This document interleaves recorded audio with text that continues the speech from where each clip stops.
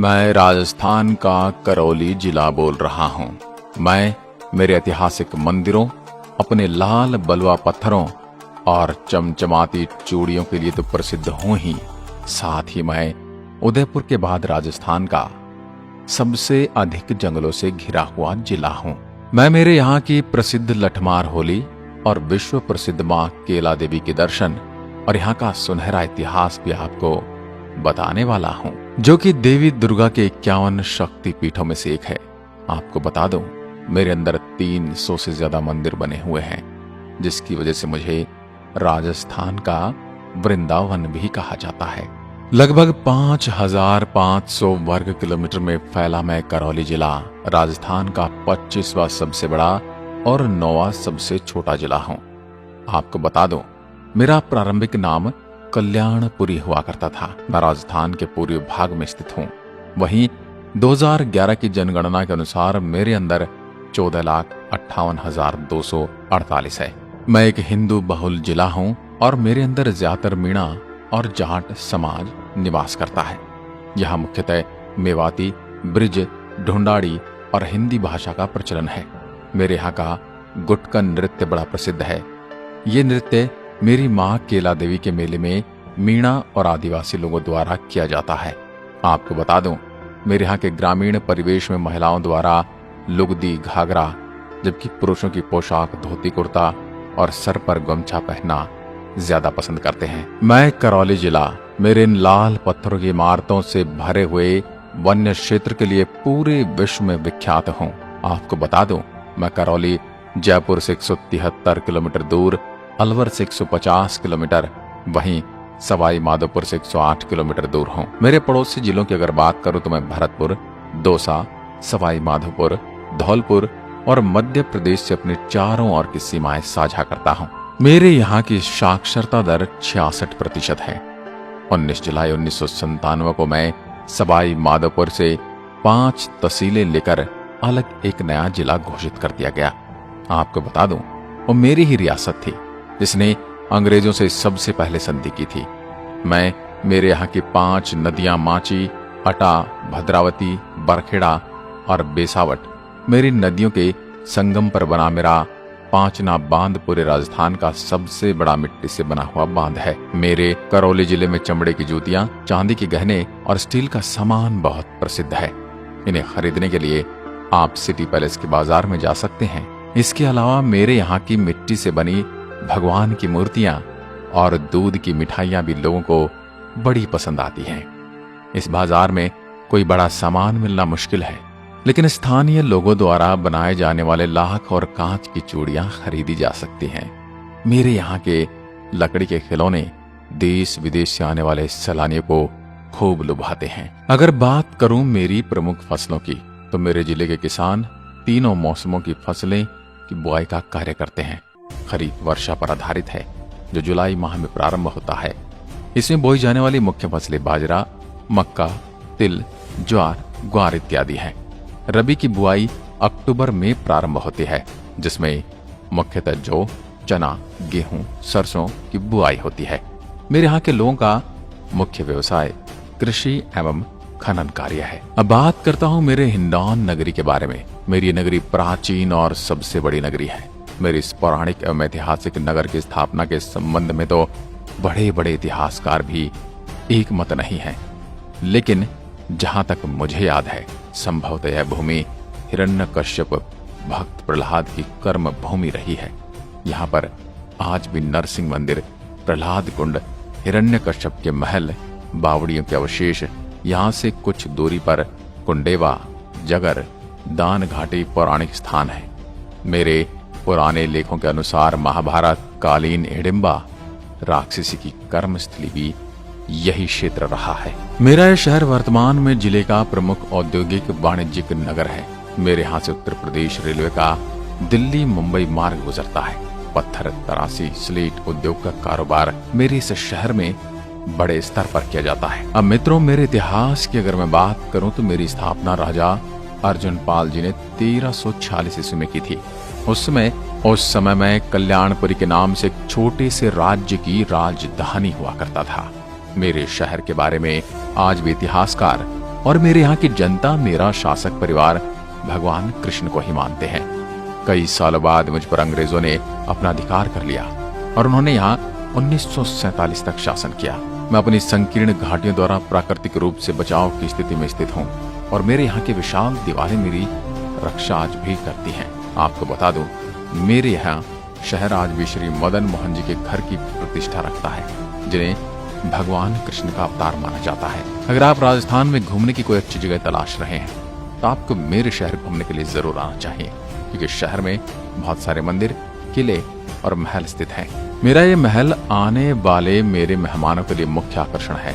इसका निर्माण मेरे यहाँ के शासक अर्जुन पाल जी ने 14वीं शताब्दी में कराया था, लेकिन इसका वर्तमान स्वरूप का श्रेय राजा गोपाल सिंह को जाता है, जिन्होंने 18वीं शताब्दी में इसका पुनः निर्माण करवाया था। लाल बलुआ पत्थर से बने इस महल में सफेद पत्थरों का भी खूबसूरती से इस्तेमाल किया गया है। महल की छत से मेरे शहर का पूरा दृश्य देखा जा सकता है।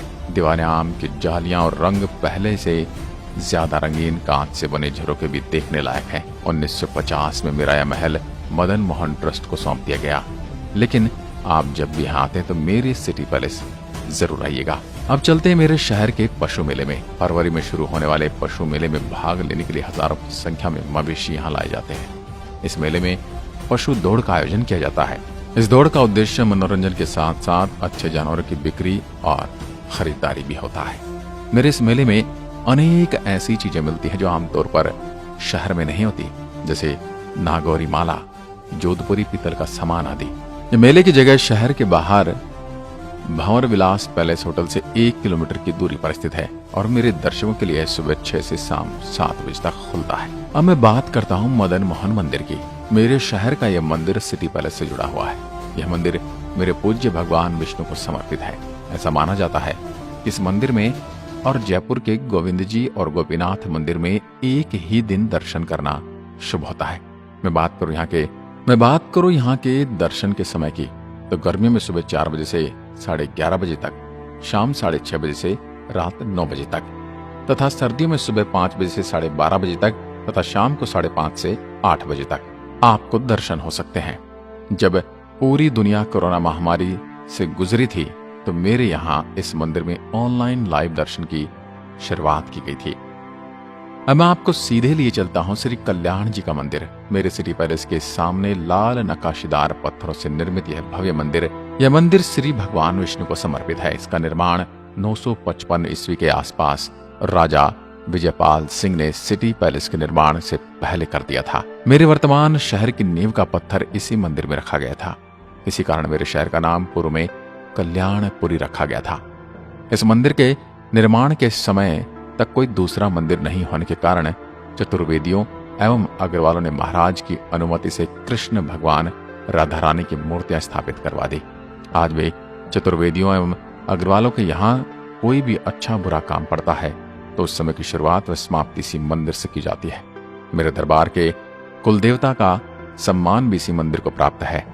ये तीनों आज भी किसी भी शुभ कार्य में ध्वजा चढ़ाने आते हैं। बात करूं मैं यहाँ के दर्शन लाभ की, तो गर्मियों में सुबह 4:30 बजे से 11:30 बजे तक और शाम 6 से 8:30 तक एवं सर्दियों में सुबह 5:30 से 12 बजे तक एवं शाम 6 से 8 बजे तक होता है। अब मैं आपको लिए चलता हूँ माँ केला देवी अभ्यारण्य। यह अभ्यारण्य मेरे मुख्य शहर से 23 किलोमीटर दूर दक्षिण पश्चिम में स्थित है।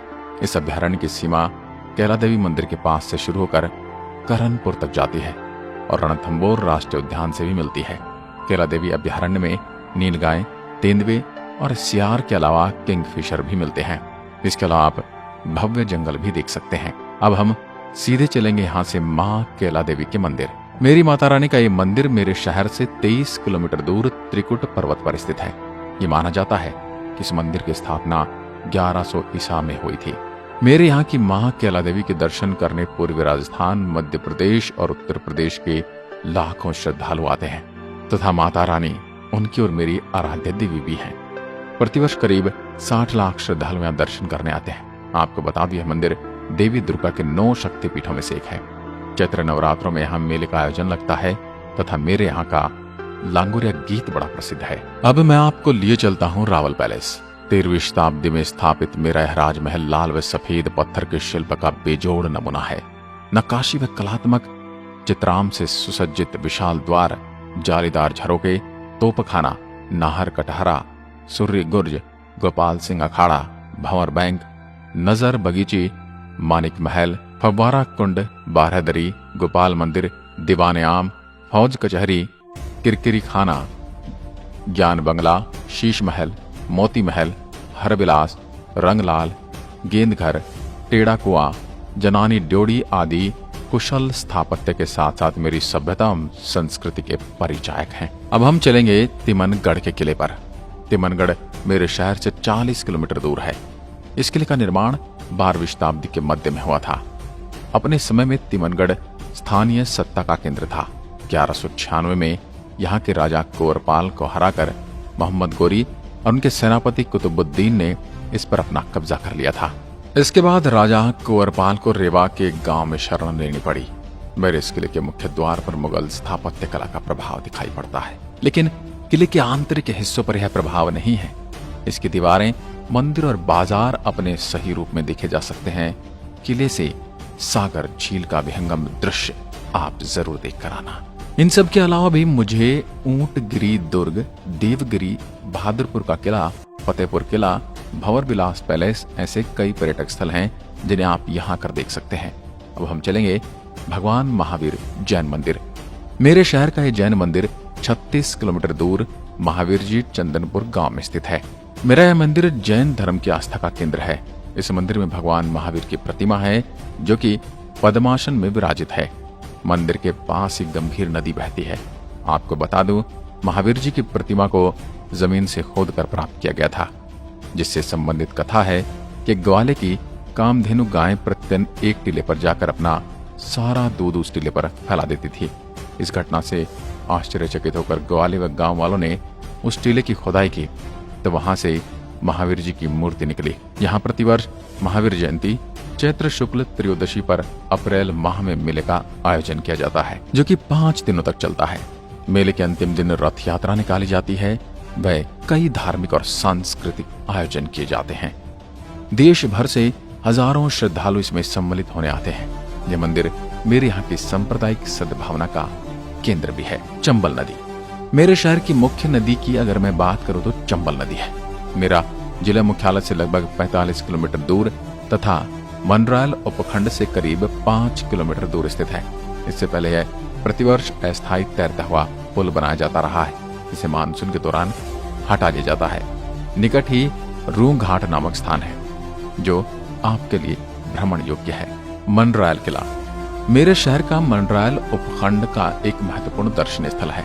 वर्तमान में मेरे प्रशासन की देखभाल और सार संभाल के अभाव के चलते यह क्षतिग्रस्त हो रहा है, लेकिन मेरे शहर के इतिहास में है महत्वपूर्ण भूमिका निभाता है। अब मैं आपको सीधे लिए चलता हूँ मेरे पांचना बांध। मेरा जिला मुख्यालय से 3 किलोमीटर दूर स्थित यह बांध राजस्थान का एकमात्र मिट्टी से बना बांध है। यह मेरे जिले का सबसे बड़ा बांध है जो 5 नदियों के संगम पर स्थित है। आपको बता दूं, मेरे इस बांध से भरतपुर और सवाई माधोपुर के किसानों को पानी जाता है। इस बांध से एक नदी निकलती है जिसे गंभीर नदी के नाम से जाना जाता है। मेरे इस बांध पर करौली हिंडौन मार्ग पर एक पुल बना हुआ है जिसे अंजनी का पुल के नाम से जाना जाता है, क्योंकि मेरे इस पुल के समीप पहाड़ी पर अंजना माता का मंदिर है। आप जब भी आते हैं तो अंजनी माता के दर्शन जरूर करें। पांचना बांध के अलावा भी मुझ में माचारी बांध, कजलिया बांध, अतेवा रानी का बांध आदि भी मौजूद हैं। आप जब भी मेरे शहर को विजिट करना चाहते हैं तो हवाई मार्ग, रेल मार्ग और सड़क मार्ग से भी आ सकते हैं। नजदीकी हवाई अड्डा मेरा जयपुर विमान क्षेत्र है। यहाँ से 160 किलोमीटर की दूरी पर है। और यदि आप रेल मार्ग से आना चाहते हैं तो नजदीकी rail head Hindaun city railway station Delhi और मुंबई से गोल्डन टेम्पल मेल और पश्चिम एक्सप्रेस से जुड़ा हुआ हूँ। तो मेरे प्यारे दर्शकों, कैसा लगा मेरा ये सुंदर ऐतिहासिक नगर? मुझे कमेंट सेक्शन में जरूर बताइए। मिलता हूँ एक और अगली आत्मकथा के साथ। तब तक के लिए नमस्कार। जय हिंद, जय भारत।